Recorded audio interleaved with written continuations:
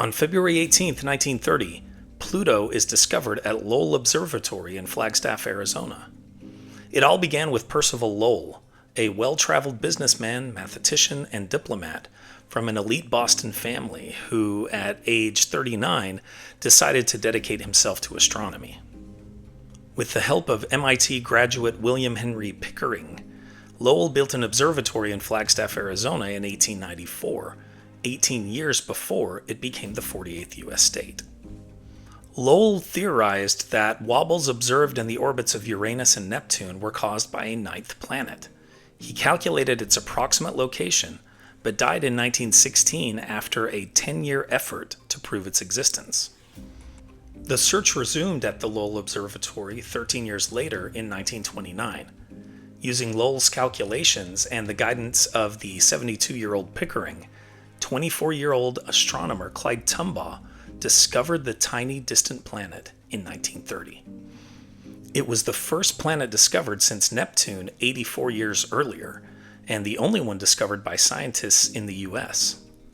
Tombaugh did this by using the observatory's astrograph, a special telescope for taking photos. He took photographs of the same section of sky several nights apart. He then used a blink comparator to shift rapidly between the photographic plates of the two images. Distant objects like stars remained stationary, but Pluto, because it is a much closer moving body, jumped from one position to another in the two photographs. Tombaugh's finding was confirmed by other astronomers and announced to the world as the ninth planet in our solar system on March 13, 1930, which would have been Percival Lowell's 75th birthday. The following day in England, 11-year-old Venetia Burney was having breakfast with her grandfather. He was reading the newspaper and informed her that a ninth planet had been discovered. Young Venetia suggested the name Pluto for this new planet. She was familiar with mythology and noted that Pluto, the Roman god of the underworld, had not yet been used for a celestial body. Her grandfather was Falconer Madan.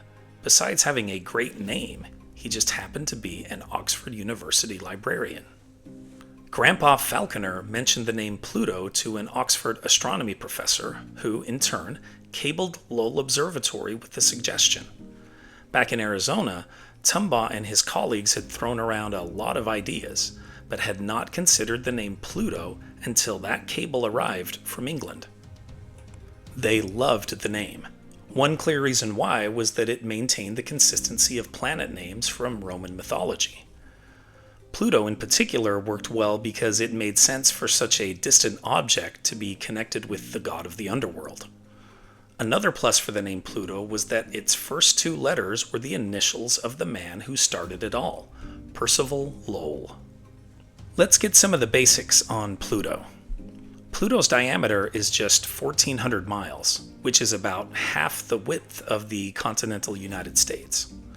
Pluto is 1/6 the size of Earth and just 2/3 the size of Earth's moon. Its mass is only 1/6 of the mass of Earth's moon.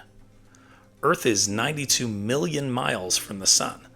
Pluto, however, is 3.6 billion miles away from the Sun. It also has 5 known moons, and its average temperature is a balmy minus 387 degrees Fahrenheit. In 2006, NASA's New Horizons probe was launched. In 2015, it passed by Pluto and sent back incredible photos that have greatly enhanced humanity's understanding of this distant celestial body. You have, in fact, seen several of those stunning images in this video. To the chagrin of many, in 2006, the same year New Horizons was launched, Pluto was reclassified as a dwarf planet. So how did Pluto lose its place among the now 8 planets? I'm no expert, but I'm going to try to explain it the best I can. The International Astronomical Union has 3 criteria for a celestial body to be considered a planet. First, it must orbit the Sun. No problem for Pluto there. Second, it must have sufficient mass to become nearly round. Pluto meets that criterion. Third, it must clear the neighborhood around its orbit. This is where Pluto runs into problems. Pluto's orbit has always been, well, weird compared to the other 8 planets. It is actually on a different plane than those 8. Pluto's orbit also crosses Neptune's. In fact, from 1979 to 1999, Pluto was actually closer to the Sun than Neptune was. In 1978, Pluto's moon Charon was discovered. It has a good name, by the way, since Charon was the figure in mythology who piloted the ferry boat across the river Styx into the underworld. Anyway, for people who understand math much better than I do, the discovery of Charon demonstrates that Pluto's gravitational influence on Uranus and Neptune is negligible. By the way, is it Uranus or Uranus? Either way, it's a great name. Anyway, Pluto's gravitational pull is not quite what Lowell had thought. In 1989, NASA's Voyager 2 space probe passed near Neptune. It enabled us to get a much more accurate assessment of Neptune's mass. This provided a better understanding of the perceived wobbles in Uranus and Neptune's orbits that had made Lowell hypothesize the existence of a 9th planet. But Lowell's calculations were based on this erroneous value for Neptune's mass. Once Voyager 2 gave us this more accurate value, the discrepancies disappeared, which means those perceived wobbles weren't really wobbles at all. So Lowell's theory that led to Pluto's discovery turned out to be wrong. I guess what's amazing in all of this is that there was still a planet, well, a dwarf planet, more or less where Lowell thought there would be, even though the mathematics he was using to find it turned out to not be accurate. Anyway, the final nail in the coffin for Pluto's status was the 2005 discovery of the dwarf planet Eris. Eris is almost as large as Pluto and has a greater mass than Pluto. It is also in Pluto's neighborhood. Pluto, as it turns out, just doesn't have enough mass to clear its neighboring region of other objects. And thus, in 2006, Pluto was reclassified as a dwarf planet. Pluto does own the distinction of being the largest of the 5 officially recognized dwarf planets in our solar system, at least for now. It is of course possible that someone will discover another one that is larger than Pluto in the future. Was it the right move to demote Pluto? Well, as a proud resident of Arizona, I'm a little hurt by it. But smarter people than I am made these decisions, so I guess I will reluctantly somewhat agree with them. I guess. Venetia Burney, the little girl that gave Pluto its name, died in 2009 at age 90. I could not find any public statements indicating how she felt about the reclassification of Pluto as a dwarf planet, although we can probably guess.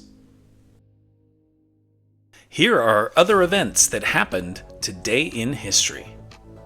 In 1688, Quakers in Germantown, Pennsylvania filed the first formal protest against slavery in the colonies. In 1885, Mark Twain publishes The Adventures of Huckleberry Finn, an American literary classic. In 1929, the World War I movie Wings wins the first ever Academy Award for Best Picture.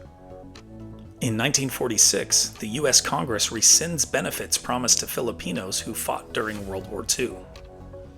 In 1965, an Alabama state trooper shoots Jimmy Lee Jackson, triggering the Selma to Montgomery marches. In 2001, NASCAR driver Dale Earnhardt Sr. dies in a crash during the final lap of the Daytona 500.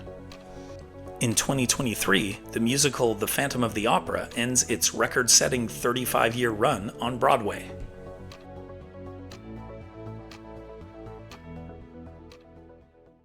And now, it's time for our Today in History quiz.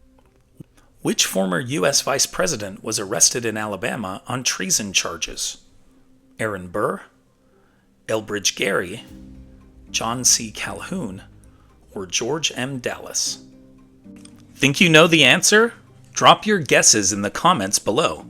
Find out if you're right tomorrow on Today in History.